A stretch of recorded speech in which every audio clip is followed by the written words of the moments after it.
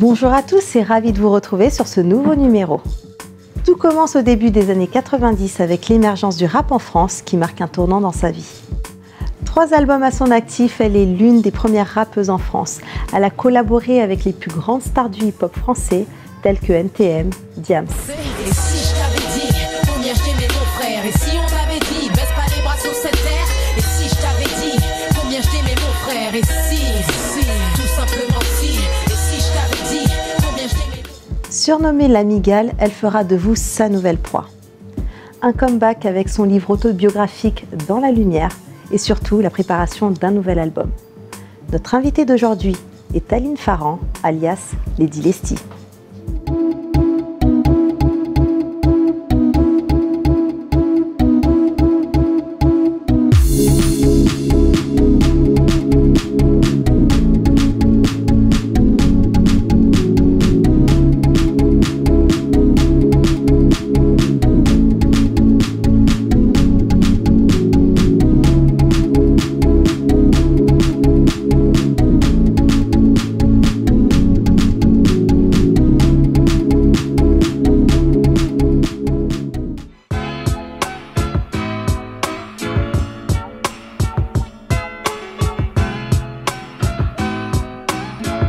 Alors bonjour Aline. Bonjour, jolie mademoiselle. Ravie de te recevoir sur nos plateaux. Merci d'avoir accepté l'invitation. Merci à vous de m'avoir invitée. De rien. Alors tu es l'une des premières rappeuses françaises. Aux côtés d'NTM, MC Solar et IAM, tu deviens Lady Lesty. Oui. Donc tu as 3 albums à ton actif, dont Black Mama, Hip Hop Thérapie et Second Souffle. Oui, tout à fait. En 2002, tu as le privilège d'enregistrer un single avec Mary J. Blige et de faire la tournée mondiale avec elle. Super d'ailleurs. Super. Mais ce qui t'a propulsé à la tête des charts, c'est le morceau Et si, Oui. qui s'est vendu à plus de 500 000 exemplaires. Donc c'est un hommage à ton frère Oui. Rudy. Comment as-tu fait pour t'imposer dans ce milieu macho qu'est le hip-hop? En fait, j'avais pas le choix. Je pense que c'est toute femme qui veut travailler dans un milieu d'hommes, parce que c'est vrai que le monde aujourd'hui appartient aux hommes. Finalement, quand je suis arrivée dans le milieu hip-hop, j'avais bien compris que il fallait quand même avoir des textes conscients, des textes. Et puis c'est pour ça que j'étais vers ce milieu-là, c'est que j'avais des choses à dire. Et comme je suis pas chanteuse, à l'époque du rap revendicateur. Voilà. Et c'était ma manière de m'exprimer. Donc voilà. T'as ouvert la porte à d'autres rappeuses Voilà, comme Diams. exactement. Mais on oublie de dire une chose, c'est qu'il y avait des femmes avant moi. Il y avait Salia, il y avait aussi, évidemment, je ne me rappelle plus de son nom, mais toutes ces femmes-là, elles ont commencé, elles ont fait un petit parcours qui ont permis aussi que moi je puisse arriver, que Diams puisse arriver, et puis les autres derrière. J'ai eu la chance justement par le morceau Et si. Donc c'est un morceau pour honorer mon frère qui est mort, enfin juste pour lui dire que je l'aimais, une chose que j'ai pas réussi à lui dire quand il était vivant. Oui. Et je l'ai écrit avec mon cœur. À la base, c'était pas censé être un single, et les gens ont perçu ça en fait. Ils ont perçu que je voulais pas juste réussir dans le rap, mais que le morceau il était sincère, ça venait du cœur, c'était un morceau d'amour. Et c'est les gens qui m'ont propulsé là où je suis aujourd'hui. Oui. C'est eux qui m'ont sorti de l'underground pour me mettre, être connue du grand public. Donc voilà, c'est aussi. D'ailleurs, tu étais contre le fait de sortir ce morceau en single au Oui, tout début, parce que tu ne voulais pas faire du commercial autour de cet événement-là. Oui, tout à fait. C'est vraiment. D'ailleurs. Voilà, c'est comme je te l'ai dit tout à l'heure, c'est un morceau destiné à mon frère, c'est un morceau d'amour. Et pour moi, je voulais pas le mettre en avant plus que ça, parce que j'avais trop d'émotions refoulées que j'avais pas eu l'occasion de sortir. Et puis même, je voulais pas faire d'un malheur un succès en fait. Et c'est ce qui s'est passé, mais contre mon gré. Mais voilà. Mais ça a été positif quand même. Oui, ça a été positif, vraiment. En février 2003, tu es victime d'un accident cérébral, donc d'un AVC. Tu as été handicapée pendant plusieurs mois, mais tu as réussi à retrouver l'usage de la parole et de tout le côté droit qui était paralysé. Oui, tout à fait. Donc cet accident fut très médiatisé. Comment ça s'est passé pour toi ? C'est un choc parce que la nuit où ça s'est passé, évidemment, on ne s'attend pas à ce que ça nous arrive. On croit qu'on est... Tu étais jeune ? J'avais 30 ans. 31, oui. 30 ans, 31 ans, j'allais avoir 31 ans. Oui. Et donc on pense qu'on est invincible. J'étais au top de ma carrière, j'avais chanté avec Mary J, je voyais le haut de la montagne, mais quelqu'un d'autre a décidé autrement pour moi. Et oui, j'ai eu cet accident. Les médecins pensent que c'est dû au stress. Effectivement, à l'époque, il y avait beaucoup de stress qui était là. Et puis ma vie privée aussi, tous ces éléments-là ont fait que, effectivement, j'ai été atteinte de cet accident. Et voilà, pendant au moins 9 mois, j'ai eu beaucoup de mal à parler correctement. J'ai marché assez vite, mais tout mon côté droit, même ma main aujourd'hui encore, elle a des difficultés à fonctionner. Quelques séquelles. Voilà, elle a quelques séquelles, mais ouais.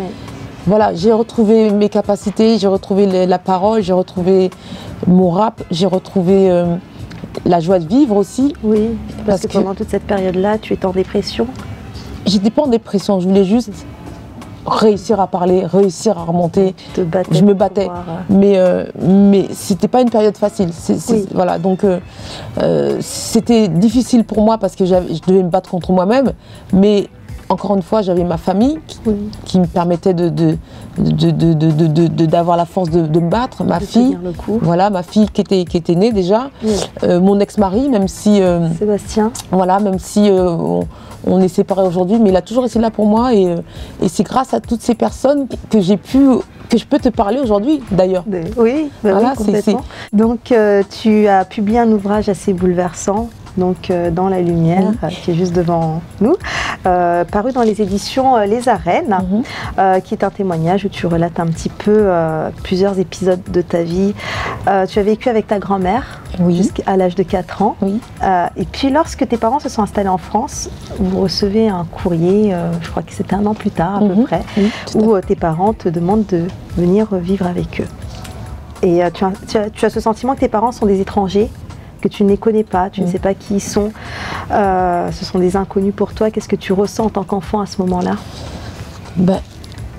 C'était vraiment un déracinement total parce que le moment où ils sont partis de la Guadeloupe à la France pour un avenir meilleur, j'imagine, quand on est enfant et qu'on a 4 ans, on se souvient que des gens qu'on voit le matin ou les gens qu'on voit le soir.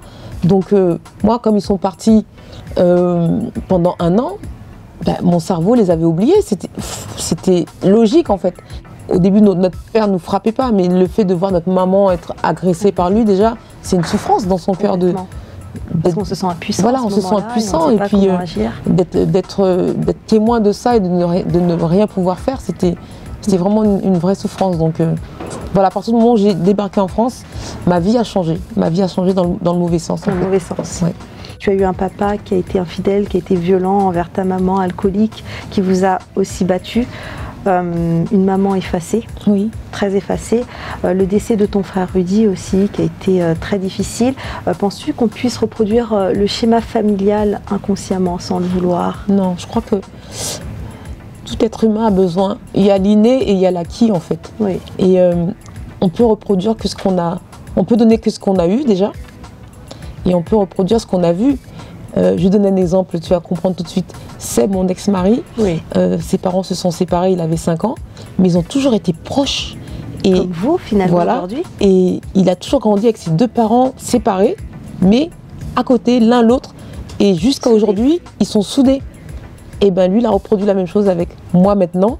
On est séparés, mais il a d'autres enfants. Il a un autre enfant, mais les 3 sont des frères et sœurs. Ils sont liés à vie. Et lui et moi, on est des amis. On se lâche pas. Donc voilà. Donc c'est clair qu'on peut pas reproduire. C'est super. Très beau. Et on reproduit ce qu'on a vécu en fait. Moi, j'ai reproduit ce que j'ai vécu. J'ai juste pas reproduit la violence sans mes enfants, merci Seigneur. Mais voilà, j'ai reproduit ce que j'ai vécu, la violence, la violence dans les paroles, l'infidélité aussi. Mais je me suis rendu compte bien vite que j'ai reproduit, mais je me rendais compte que c'était pas bien. Il y a des gens qui reproduisent et qui continuent, voilà. Exactement. Et en voyant ça, je me suis dit, il faut que je trouve la solution parce que je peux plus vivre comme ça en fait. La solution, tu l'as trouvée dans la foi. Exactement. Grâce à Dieu. Voilà. Il a toujours été là en fait. Comment ça s'est passé pour toi, cette rencontre avec avec Dieu? En fait, maintenant avec du recul, je me dis qu'il a toujours été là pour moi parce que j'aurais pu être complètement, avec tout ce que j'ai vécu, l'inceste, la violence, etc., j'aurais pu être quelqu'un de complètement différent. Et en fait, il m'a toujours dirigée vers les bonnes personnes toute ma vie. Et si je suis là encore une fois à te parler, c'est parce que... béni finalement. Voilà, il m'a béni. Et puis moi, je me suis jetée dans ça comme on jette dans la mer parce que je me suis dit mais c'est super, c'est nouveau. Voilà. Et puis j'avais besoin d'un peu de joie aussi dans ma vie parce que voilà, dans cette dépression-là, c'était pas le cas. Tu es encore une jeune fille quand ton papa commet l'irréparable. Que s'est-il passé? Donc moi, évidemment, de 5 ans à 16 ans, j'ai vu la personnalité de mon père, que c'était un homme ingérable, qu'il fallait faire ses volontés au doigt et à l'œil, et qui pouvait du jour au lendemain...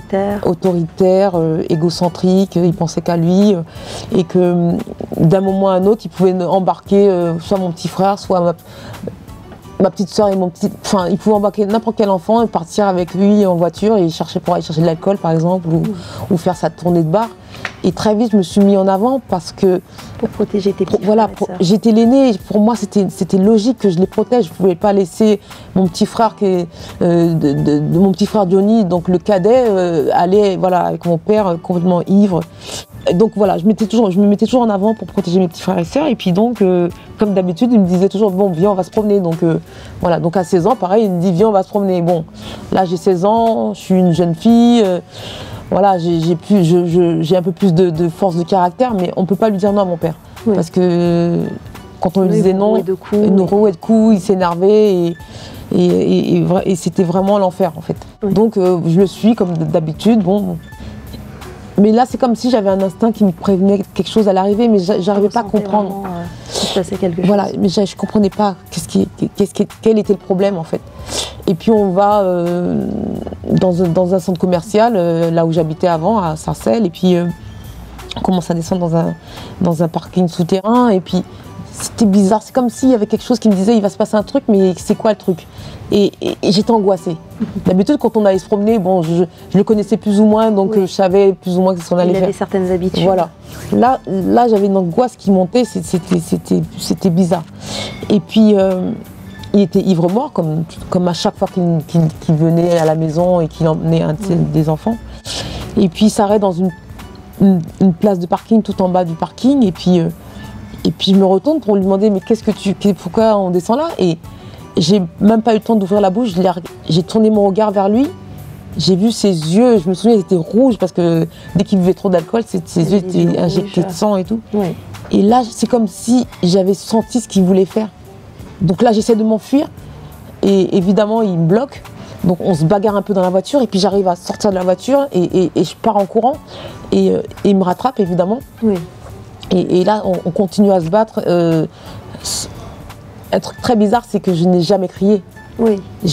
Tout ça se faisait en silence. Parce que tu étais tétanisée. Voilà, j'étais tétanisée et que de toute façon, on subissait ces violences en silence à la maison. Oui. Donc c'était logique un rituel. Oui. Et puis il a le dessus sur moi et puis il me traîne vraiment. Hein, moi, je freinais des cas de fer avec mes pieds, enfin des deux fers. Hein, parce que mais lui, il me traînait donc jusqu'à la voiture et tout. Et puis on continue à se battre et tout. Et puis à un moment donné, je le regarde, mais un regard c'était un regard qui disait mais papa, qu'est-ce que tu veux me faire? Je suis ta fille en fait. Et là, il a tourné. À l'appeler papa? Non, c'est dans mon regard. Oui. Ça fait longtemps que je l'appelais plus papa, moi. Oui. Il n'a jamais été comme un père avec nous, donc. Oui.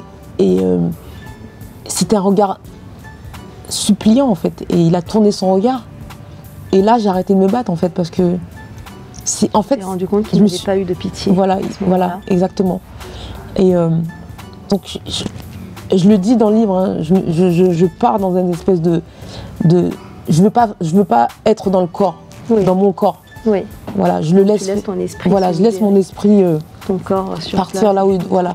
Et puis après avoir fait son acte, il s'habille comme si de rien n'était, comme s'il me parle de choses et de rien. Sans honte, rien. Et il m'a dit quelque chose cette phrase-là, c'est ce qui m'a détruite en fait. Il m'a dit c'est mieux que ce soit moi qui te l'ai fait parce que ça aurait été un inconnu, il t'aurait fait mal. Mais qu'est-ce que tu crois que tu viens de faire là? Ouais. Et à partir de ce moment-là, pour moi, j'avais pas de père. Mon père, il était mort. Enfin. Donc, et là, donc, tu en parles à l'école, à une assistante sociale. Oui. Ton papa est condamné à 10 ans de prison. Oui. 10 ans de prison, qu'est-ce que ça signifie pour toi? Ben déjà que j'étais libérée de cette souffrance-là. Donc sur les 10 ans, finalement, il n'est resté que 8 ans. En fait, l'avocat voulait 10, il en a pris 8, il en a fait 5. À un moment donné, ma mère a décidé de divorcer et puis elle a eu cette force-là. Elle a eu la force pendant autant d'années. Encore une fois, c'est par sa foi, elle a eu la force et elle vit très bien maintenant. Mais mon père, lui, il s'est laissé aller. Oui. Il a préféré fuir encore. Et ça fait combien de temps qu'il vit comme ça? Ça doit faire maintenant 4 ans. 4 ans. 4 ans et demi. Alors, donc, ton témoignage dans le livre prouve que dans la vie, il faut toujours se battre. Ouais. Il faut vraiment... la dernière phrase, d'ailleurs, de ton livre marque cette philosophie, cette note positive que je cite. « Sur la route qui me reste à parcourir, je le sais, dans l'ombre ou dans la lumière, je continuerai de témoigner de mon amour pour la vie et de ma raison d'être. » Je veux encore une fois apporter une note positive parce que dans ce monde, on en manque pas mal, je trouve. Oui. Et ben, en tout cas, on a fini l'interview sur une note très positive. Voilà. Merci beaucoup en tout cas de m'avoir invitée. Merci. Alors Aline, un petit rituel s'impose en seconde partie d'émission. Tu seras face au miroir et donc face à toi-même. Ton alter ego est celui qui te connaît le mieux, le plus. Il m'a chargé de te poser quelques questions. Tu as face à toi Rudy, ton frère, ta moitié, ton jumeau. Il a des questions à te poser ou alors des comptes à régler. Okay. Alors Aline, avoir à la foi, c'est aussi accorder le pardon. Quelle est la chose qui t'a fait le plus souffrir et que tu as pu pardonner grâce à la foi? Cette chose-là, c'est quelque chose qui vous atteint au plus profond de vous-même. C'est l'inceste que j'ai subi à l'âge de 16 ans par mon père. Et je pense que si j'avais pas fait la rencontre avec Christ, j'aurais pas été capable de pardonner ça à mon père. En fait, j'ai vécu cet inceste-là pendant 1 an. C'est ce qui a fait que j'ai vécu dans cette souffrance, mais aussi dans ce manque d'amour face à mon prochain, en fait. Oui, j'ai aimé des hommes, mais je les aimais pas comme j'aurais dû les aimer. Voilà, aujourd'hui, je pense que si j'avais pas rencontré Jésus, j'aurais pas pu pardonner à mon père. Alors, quel est ton plus grand regret et quel est ton plus grand remords? Je peux pas dire que c'est un regret parce que j'ai espoir que ça va se passer, c'est que je puisse connaître le vrai amour d'un papa envers sa fille, en fait. Mais moi, j'ai espoir que qu'il va revenir au Seigneur et que on aura l'occasion de se parler, lui et moi, sans qu'il soit ivre. Et j'ai espoir que Dieu peut le ramener. Et mon plus grand remords, c'est d'avoir fait tant de mal à mon ex-mari parce que lui, il a toujours été là pour moi et inconsciemment, je lui ai fait du mal. Je voulais pas le faire, mais je lui ai fait du mal. Voilà. Mais aujourd'hui, il m'a pardonné, donc. Mais voilà, c'est mon plus grand remords. Quelle est la pire chose que tu aies faite à Sébastien?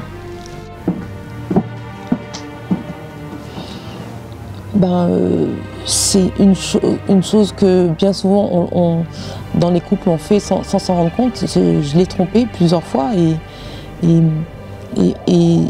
j'ai pas eu l'honnêteté de lui en parler quand ça s'est passé. Donc voilà, dans les couples on a l'impression qu'on le fait comme ça et puis c'est pas bien grave parce qu'on aime notre femme. Non, voilà, on est mariés et la fidélité, c'est quelque chose de très important. Et pour moi, j'aurais pas dû faire ça en fait.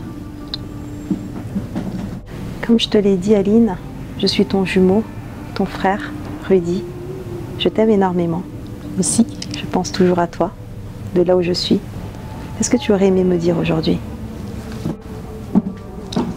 Mais je crois que je t'ai déjà tout dit, hein. Tu vois, cette chanson ici, je l'ai chantée, rechantée, rechantée. Et voilà, je t'ai dit ce que je voulais te dire il y a bien longtemps, mais je ne savais pas le dire parce qu'on ne nous a jamais appris à le dire. Voilà, je te le dis encore en live, si on peut dire ça comme ça. Voilà, je t'aime de tout mon cœur et effectivement, je regrette de ne pas te l'avoir dit au moment voulu parce que peut-être que tu ne serais pas mort aujourd'hui. En tout cas, tu n'aurais peut-être pas pris cette décision de partir vers ce chemin de la délinquance. Alors pour finir, Lady Lesty, tu devras nous interpréter un 8 mesures Ok. en exclusivité d'un morceau de ton nouvel album. C'est à toi. Donc le single s'appelle Angel. Parfois je ressens ce que tu endures, trouver son rythme dans le monde si dur, trouver une trace dans le sol aride, trouver sa place sans être rigide, côtoyer l'échec et rebondir. Crois-moi, c'est le trajet pour grandir. Tout le monde le sait, très peu l'acceptent, c'est un fait. Yeah. Parfois je me réveille, j'ai pas envie. Poussée hors du lit, le monde m'attire. Croqueuse de vie, la reine peut te perdre. Te mettre à genoux, peut tout te prendre. Donne si peu, ne fait que prétendre. Demande à celui qui dort sous une tente. Gratte 3 sous pour tromper son attente. Je lève les yeux vers le ciel et là c'est le refrain. C'est moi. Alors Aline, l'émission touche maintenant à sa fin. Mais avant ça, sache que l'invité de l'émission précédente a décidé de te poser une question. D'accord. Ou alors, de t'imposer un gage. Oula, qu'est-ce que vous avez choisi, le gage ou la question? Je ne sais pas. C'est l'invité qui a choisi. D'accord. Ok. Alors, ta mission sera d'y répondre ou de l'accomplir. Regarde, ça se passe par ici. Alors, prochain invité, j'aimerais bien savoir ce qui l'a conduit jusque-là, en fait, qui a été le moteur de sa production. Je ne sais pas quelle est sa production, mais quel a été son moteur et qu'est-ce qu'il recommande aux jeunes générations pour arriver au même résultat. Ok, alors j'ai une petite question par Rokhaya Diallo. J'ai bien dit son nom? C'est bien ça. Bon, pardon hein, si je me suis trompée. Et voilà, donc en fait, c'est la persévérance et aussi la passion qui nous pousse encore un peu plus loin, encore un peu plus loin.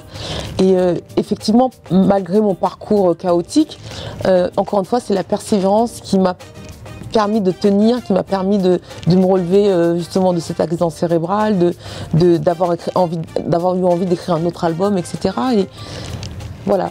Merci beaucoup Aline. C'est moi qui te remercie. Un bisou. Ben oui, on se fait des bisous.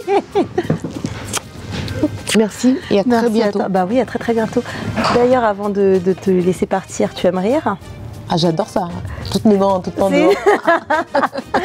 Alors, je vais te proposer de regarder avec nous un épisode d'En tout cas. Ouais. Donc, la mini-série qu'on a mise en place.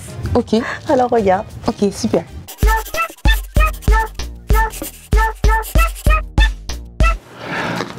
Ah, en tout cas, elle attendra. Elle n'a pas encore boudé. Une fille noire bordeaux comme ça, sans décoration. Pardon. Bouaka! Bouaka, viens voir. Oui, Jaja. Je te présente Madame Couillère Kaka. Ce n'est pas ton rendez-vous de 14h30 qui attend là? Mais je ne peux pas travailler dans ces conditions. 15? Je ne peux pas travailler dans ces conditions. Regarde ce qu'elle a choisi. Est-ce que c'est ton problème? Je ne traite pas les femmes qui mettent des fonds de teint couleur caca. Sors-toi de là. Ok. Tu vas faire le ménage de la veille que tu as oublié. Madame. Encore oublié de faire. Dans mon pays, on dépigmente. Faut m'aimer. Si tu m'aimes, je te dépigmente. Tu seras violet un peu. Jaja. Oui. Lève-toi. Mais non. Mais non? Ben oui. Parce que moi, je ne travaille pas, mais je reste là. C'est la dame qui doit s'en aller. Vous êtes meurtrièrement black. Donc, au revoir. Lève-toi d'ici. Ok, je m'en Lève-toi vais. tout de suite. Je m'en vais. Malgré une enfance meurtrie, mais surtout grâce à la foi, Aline Farran, alias Lady Lesty, affronte la vie et ses tribulations avec beaucoup de courage et revient dans la lumière.